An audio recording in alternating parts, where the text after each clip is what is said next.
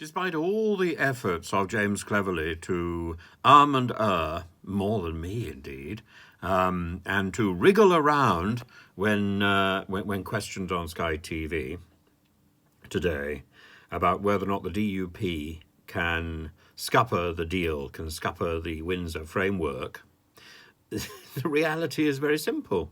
No, they can't. It doesn't really matter how many lawyers they get to pore over the detail. It doesn't matter how much they get to check the paperwork, and no matter how much they huff and puff. In the end, this is a deal between Britain and Europe. And the DUP may have something to say. I'm sure they'll have a lot to say. I'm sure they'll have a huge amount to say. Who can keep them quiet?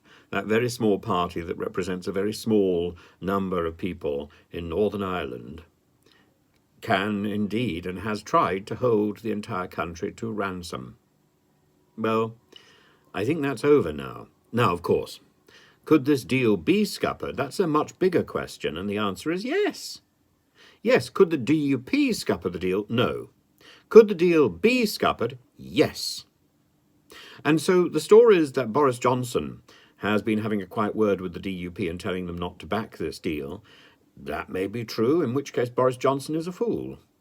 It's not the DUP he needs to be talking to, if indeed he has been talking to them, if indeed that is anything more than just fake news. The people who can scupper the deal would have to be quite a large number of backbench MPs on the Conservative side.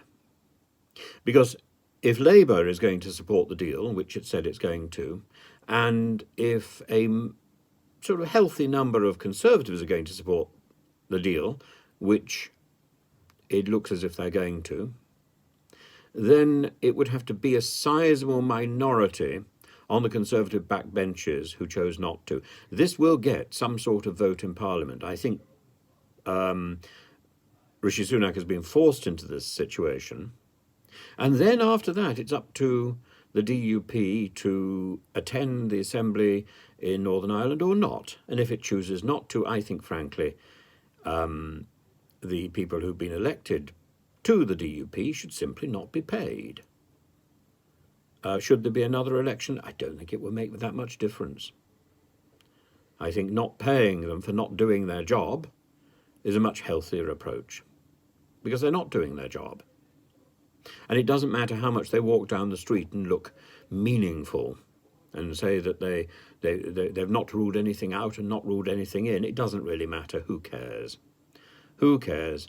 This is the same sort of pompous windbagging that we saw in the 1970s, when people who were not terribly important suddenly found they had power because the government was weak.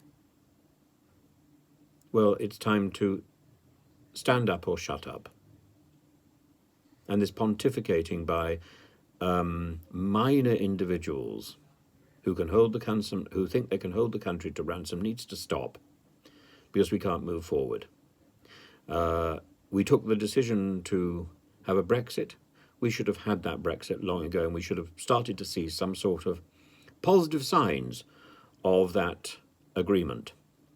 The first positive signs, I think, are beginning to show, and that is a renegotiation of our shared values with Europe, a positivity in our relationship with Europe, and that is long overdue. And that is something on which we need to build. Everything else can follow.